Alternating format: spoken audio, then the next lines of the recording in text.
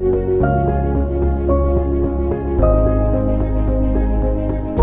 شخص رسول اللہ صلی اللہ علیہ وآلہ وسلم کی خدمت اقدس میں حاضر ہوا اور اس نے اپنے باپ کی شکایت کی کہ اے رسول اللہ صلی اللہ علیہ وآلہ وسلم، میرا باپ مجھ سے پوچھتا نہیں اور میرا سارا مال خرچ کر دیتا ہے۔ آپ صلی اللہ علیہ وآلہ وسلم نے ان کے والد محترم کو بلوایا۔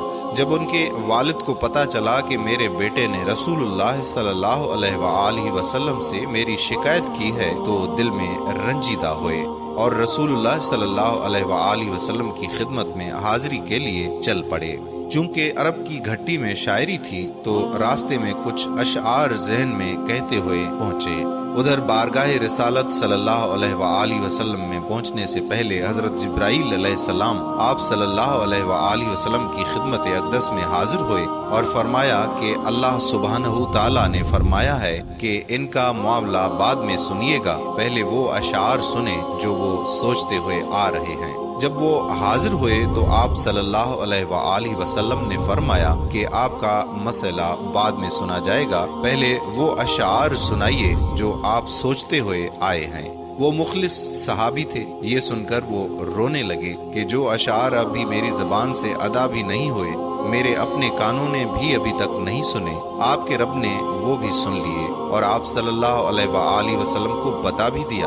آپ صلی اللہ علیہ وآلہ وسلم نے فرمایا کہ وہ کیا اشعار تھے، ہمیں سنائیے۔ ان اصحابی نے اشعار پڑھنا شروع کیے۔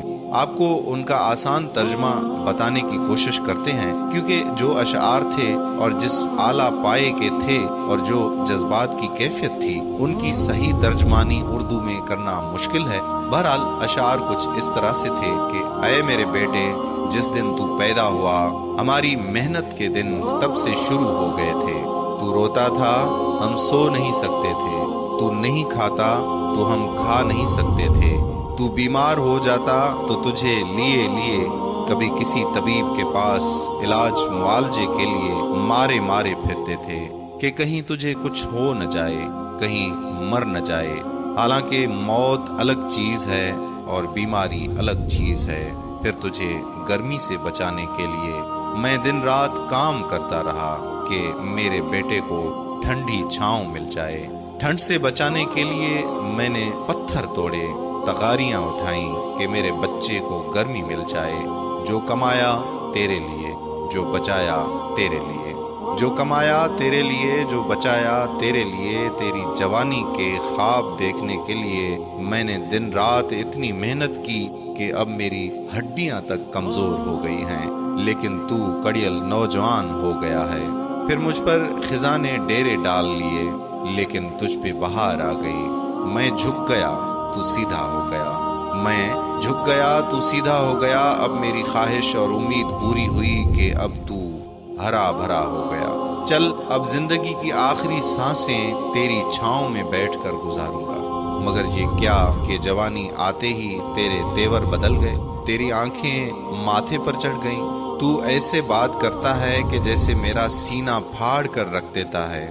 تو ایسے بات کرتا ہے کہ کوئی غلام سے بھی ایسے نہیں کرتا۔ پھر میں نے اپنی ساری زندگی کی محنت کو جھٹلا دیا۔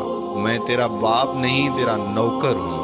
نوکر کو بھی کوئی ایک وقت کی روٹی دے دیتا ہے، تو نوکر سمجھ کر ہی مجھے روٹی دے دیا کر۔ یہ اشعار سناتے سناتے ان کی نظر اللہ کے رسول صلی اللہ علیہ وآلہ وسلم کے چہرے مبارک پر پڑی تو دیکھا کہ آپ صلی اللہ علیہ وآلہ وسلم اتنا روئے کہ آپ صلی اللہ علیہ وآلہ وسلم کی داڑھی مبارک تر ہو گئی۔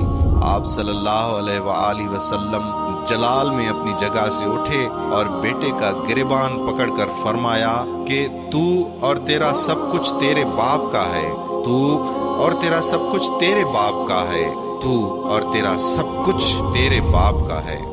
قارئین اکرام، اللہ عز و جل سے دعا ہے، اے ہمارے پالنے والے رب، ہمارے والدین پر رحم فرما، ایسا ہی جیسے وہ مجھ پر رحم کرتے تھے جب میں چھوٹا تھا۔ آمین یا رب العالمین۔ قارئین اکرام، چلتے چلتے ایک عرض کرتا چلوں کہ اگر کوئی بات آپ کو اچھی لگتی ہے تو اس کے بارے میں ذرا سوچئے، سنیے اور تحقیق کیجئے، اور تحقیق کرنے کے بعد آپ اس کو آگے بڑھا دیجئے۔